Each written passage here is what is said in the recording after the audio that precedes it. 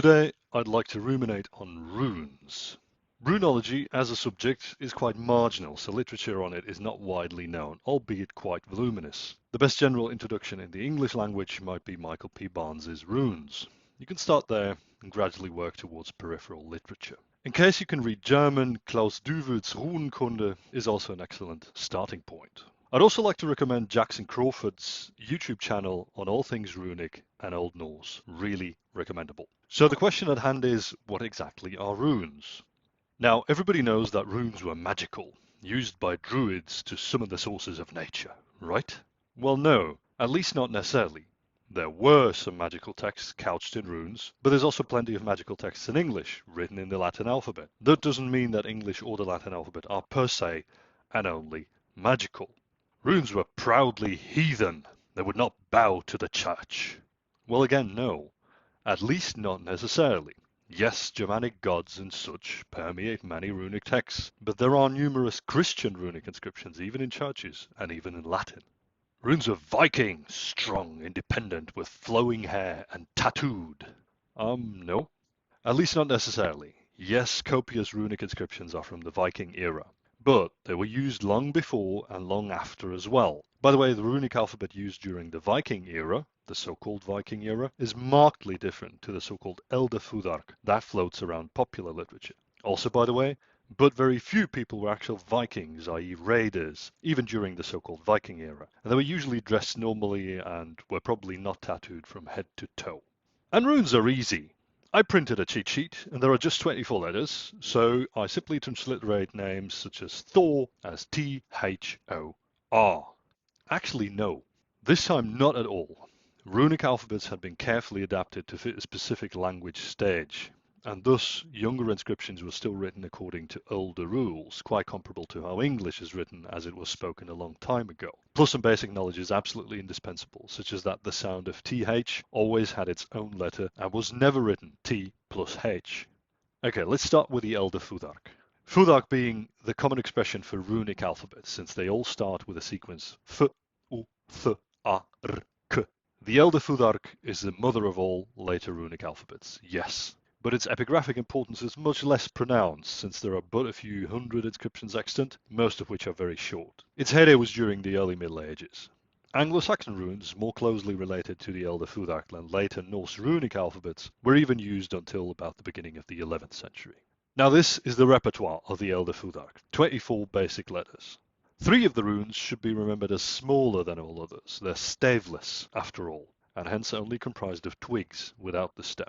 The sounds they denote more or less correspond to English consonants and Italian vowels, or indeed somewhat akin to English vowels and short syllables. 3 consonants and 3 vowels require some extra explanation. What's transcribed as a P with an elongated staff is nothing else but the TH sound of English. The J is read just like the English Y, not as the J in judge, and the strange N, denoted by the diamond-shaped rune, is about the N plus G in sing. The E and O are long E and O, transcribing short E or O sounds with them as hence ahistorical. The 13th rune, just in the middle of the Futhark, is of uncertain value. It seems to have been an eat-like sound, but the rune is very rare and, when encountered, quite ambiguous. Very much worth mentioning is the fact that the runes were by no means uniform. Especially older inscriptions feature forms similar to the ones shown on the very top of this slide. Usually runes are made up of an optional vertical stem and diagonal twigs. There are typically no horizontal lines and no rounded ones either. But some of the oldest runic inscriptions do show outliers. Almost all runes can also be turned, mirrored, or inverted. Besides, the so-called binderune, i.e. combined runes, are very common. So we encounter characters where the 2 hanging twigs of the 4th rune, the A, had simply been added to the body of the 5th to last rune, the M, without drawing a new stem, exemplified here towards the bottom of the screen. The standard runic shapes can be grouped by similarity, in which case we might get a picture such as this one. If you're not familiar with runes yet, such grouping can help remember them. We'll touch upon the fact that the Elder Futhark was specifically adapted to a certain stage of the language, essentially Common Germanic.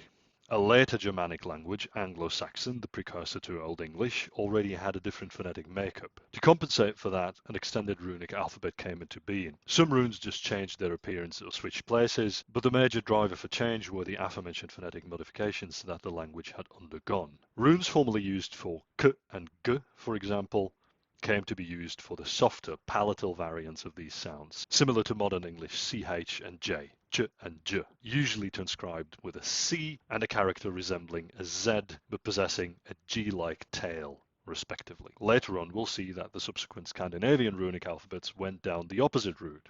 The alphabet was shortened, but the Anglo-Saxons kept extending their Futhark. Now that the former runes for K and G, K and G, had changed sound, new runes were devised to write the still remaining hard Ks and Gs. K, G. A rune was even added to write a diphthong, the very peculiar ea that is still there in English orthography, say in words such as read, great, or threat, although the pronunciation has shifted and forked considerably. We don't say read anymore. Even a third rune for a K sound was introduced, albeit much rarer and not used consistently, but when used it denoted a non-soft K sound before secondary I-like vowels that had initially led to Ks becoming the aforementioned CH sounds. And umlauting was a thing. Older ra, o, or u sounds became a, and u, the latter transcribed with a y when an I-like vowel produced in the front of the mouth followed in the subsequent syllable. People's mouths, in a sense, anticipated the fronted vowel, and thus even the backyard vowels a, o, and u were tinged and slightly fronted. Just like in the case of Ks and Gs, the hitherto normal runes for a and o came to stand for these new umlauted vowels, whereas actual a and o were now expressed by modifications of the fourth rune.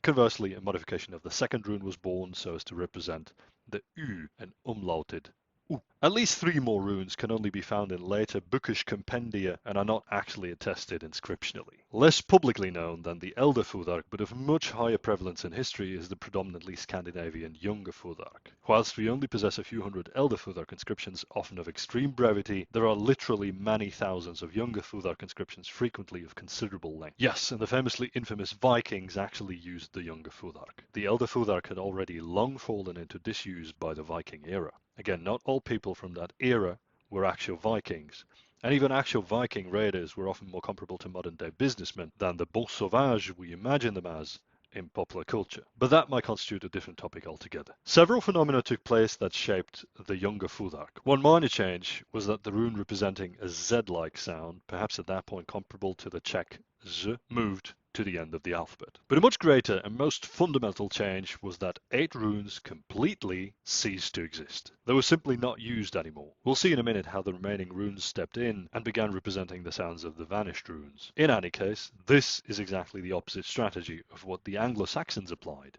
Extreme shortening here versus expansion there. An interim alphabet, often called transitional, was used for some time.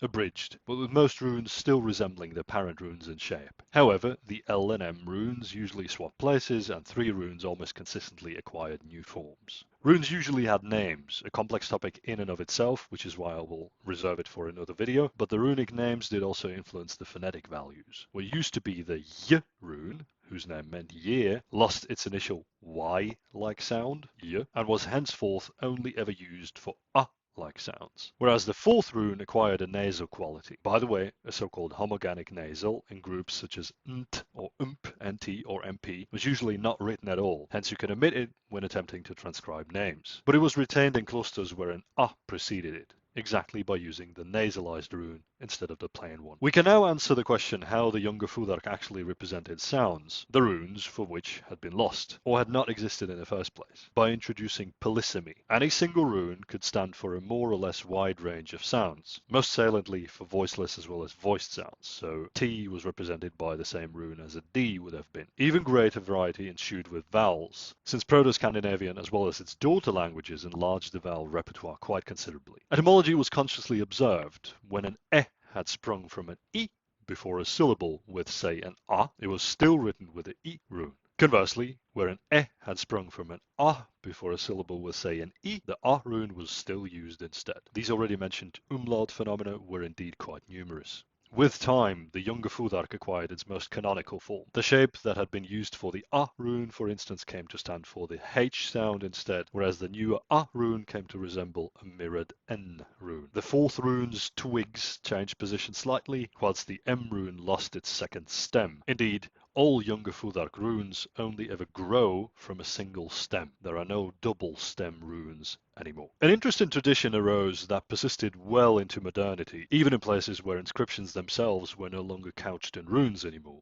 Their calendric usage. Since the younger Futhark was only comprised of 16 runes, 3 new runes arose as variants of the last 3. These newcomers never acquired phonetic values. Why the need for 19 different runes though? This has its roots in the lunisolar Easter calendar and the calculation of the so-called golden number. Easter is a lunar event embedded into a solar calendar. Solar and lunar cycles align in a way that after any 19 solar years, lunar events fall on the same day, with an error of just roughly 2 hours. This is the so-called metonic cycle.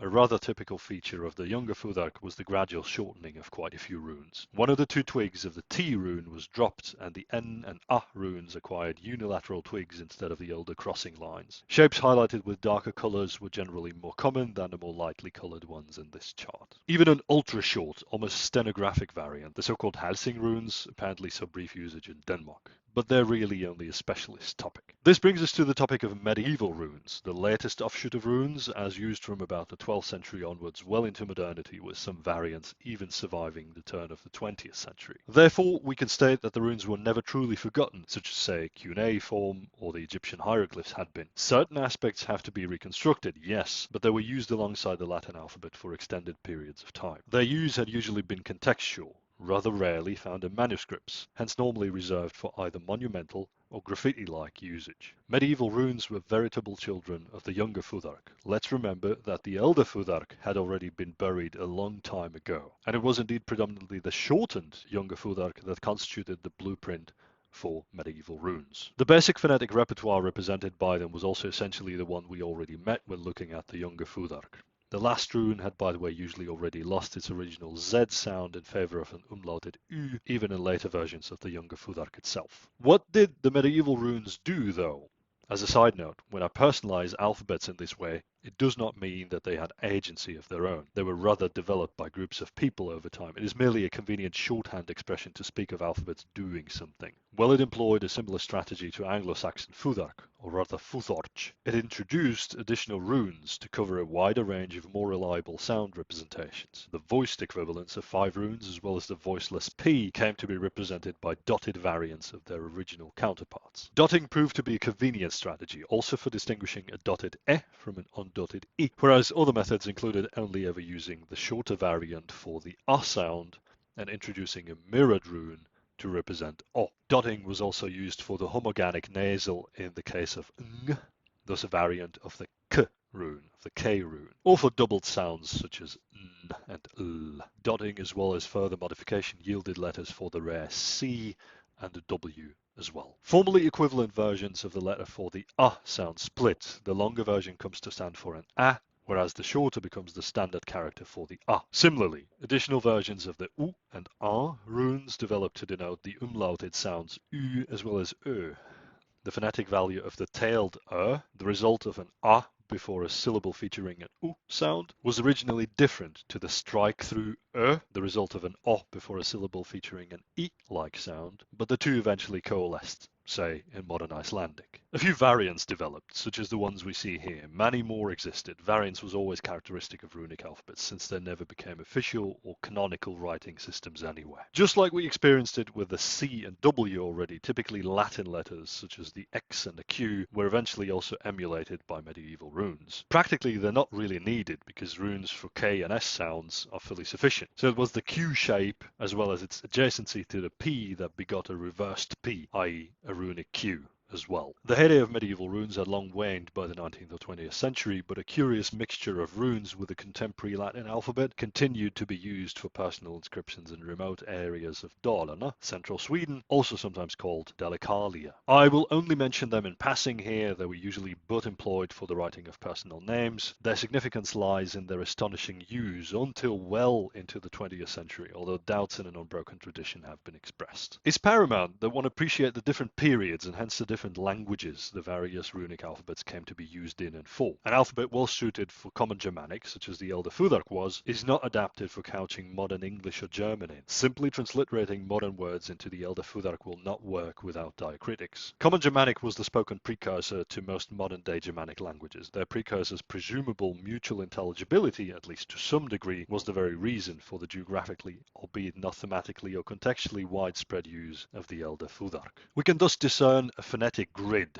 Sounds the Elder Futhark expressed can be systematized into. For labial, i.e. lip sounds, say, we see that there were runes for a nasal continuant, that is the M, a voiceless and most probably aspirated stop, i.e. the P, then a letter for B, the voiced stop, or indeed a voiced approximant or fricative, transcribed with a Greek beta along the lines of a modern English W, but presumably more labiodental, i.e. with the lower teeth reaching the upper lip. And finally, a voiceless labial or labiodental fricative, the F. The former column is completely mirrored in dentals, i.e. teeth sounds, yielding N, T, D or the voiced TH sound of English, and finally a th, the voiceless TH sound of English. A nasal, a voiceless stop, a voiced stop or fricative, and a voiceless fricative. And finally, the velar column, structured in a completely parallel way.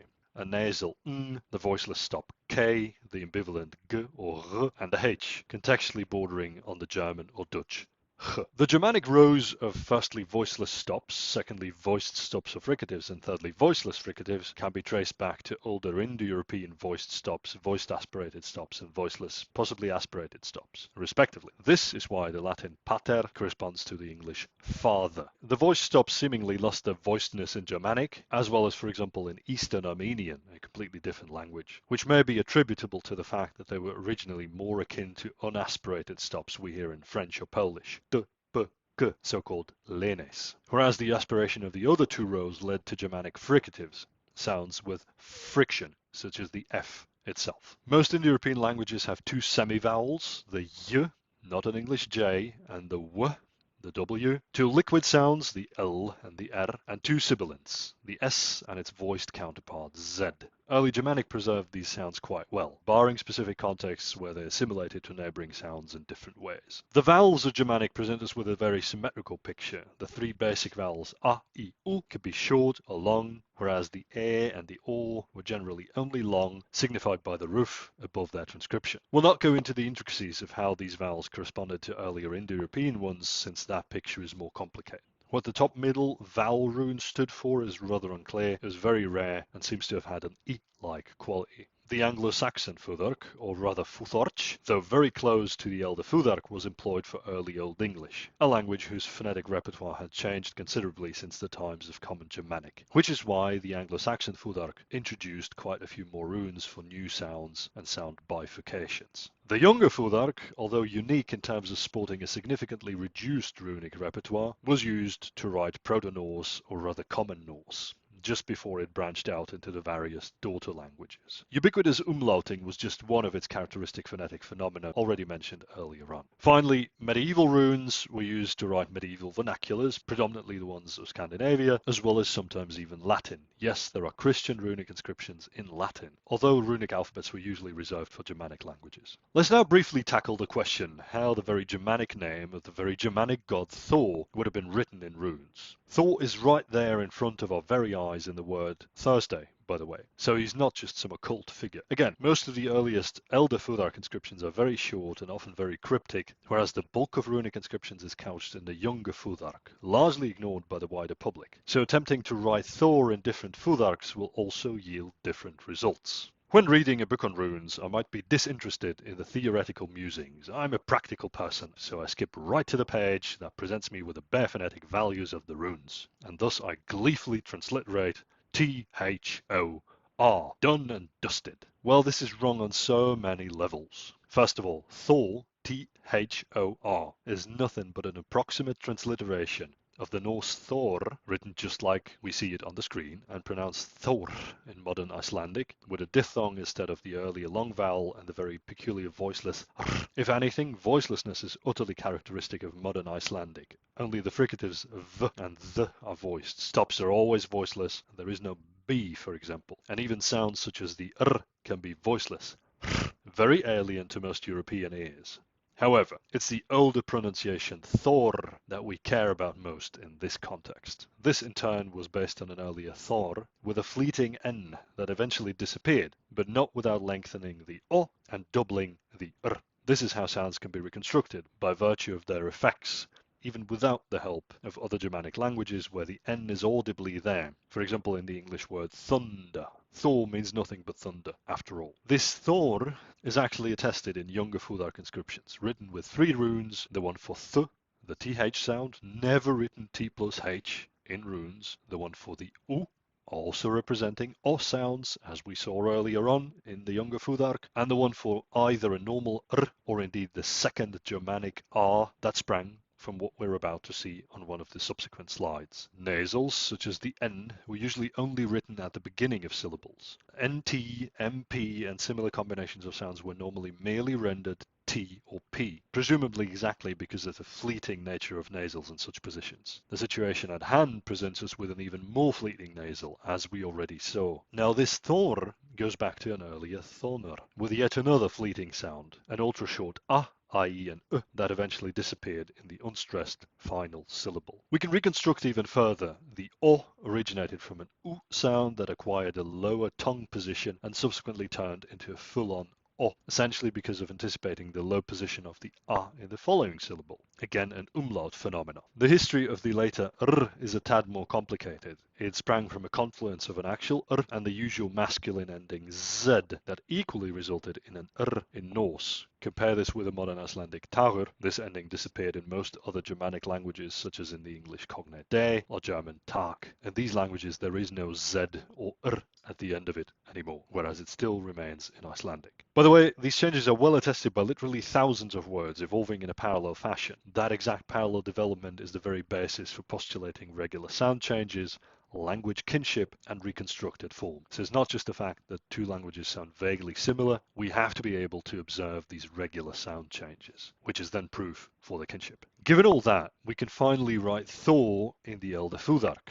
Thunras or Thunaras. One can hear the relationship with English thunder here that got obscured by the later, typically Norse sound changes, a long way from THOR, which is again just an English transcription of the later Norse form, and even that wasn't really written in runes. Its precursor, an Old Norse or Proto-Norse form, was apparently just written Thur with these 3 runes that we saw earlier, and if we wanted to write Thor in Elder Futhark, it would be the Thunras or Thunaras that we saw last. One question we might want to at least briefly touch upon was, where did runes come from? Theories abound. One thing is for sure, writing systems are almost always based on precursors, and there is significant overlap in shapes as well as sound values between runic and adjacent alphabets such as the Latin one. Some theories connect runes with superficially similar older alphabets, amongst which there are Phoenician, Greek, Etruscan, Alpine, Rhetic, the later attested in what constitutes modern Switzerland and Tyrol, and others. Predominantly because of the angular shapes runic alphabets share with the aforementioned much older alphabets that were usually hewn in stone and hence conducive to angular shapes. But that's the clue. They're much, much older and had long been forgotten, replaced, or significantly altered even before the advent of the runes. Consistent development of the entirety of the Elder Futhark repertoire from any of those suggested precursors cannot be established either. But what alphabet was in full bloom when the earliest runic inscriptions saw the light of day around modern-day Denmark? Well, the Latin alphabet. Latin is not just the highly standardized Latin script we are familiar with today. It expressed considerable variety throughout the ages, and the everyday scribbled, i.e. cursive version in widespread use during the 1st centuries AD employed a few shapes we would not recognize today at all. Some of the more salient ones are colored red here. Juxtaposing runic letter shapes with the aforementioned Roman cursive shows virtually complete congruence. If you're interested in exploring this matter in more depth, Ottar Grönvik's works can be a good starting point. Now, the Elder Futhark did not just slavishly copy the Latin alphabet. Its inventor or inventors must have had meticulous command of Latin as well as their own language. We already glimpsed at the Elder Futhark's virtually perfect adaptation to the common Germanic sound system. Latin letters such as the X were not required. Conversely, though, additional letters were devised to complete and solidify the system. Doubling and mirroring of shapes seems to have played a major role. Much of the confusion and refusal to accept cursive Latin as the precursor to Runic is due to the fact that the Runic alphabet appears in a virtually immutable sequence very different to the Latin one, complete with acrophonic names for the individual runes. But that should not obfuscate the striking similarities between and the contemporaneousness of both alphabets. Runic is not Latin, but it was based on the Latin alphabet. Much like, say, the Armenian alphabet is not Greek, but it was based on the Greek alphabet. There are quite a few questions that would go beyond the current already voluminous scope. What letter shapes were used when exactly, and how exactly did they evolve into each other? What about the curious order of runic letters, and the even more curious names of the runes? That, by the way, led to the rare ideographic usage of individual runes for the word their name represented. What about actually magical texts couched in runes, etc., etc.? There's copious literature on these questions, albeit rarely read by non-experts. The books I mentioned in the very beginning can help open up a first window to a more thorough understanding of the fascinating history of runes. And that's about that. Stay curious, and cheers for watching.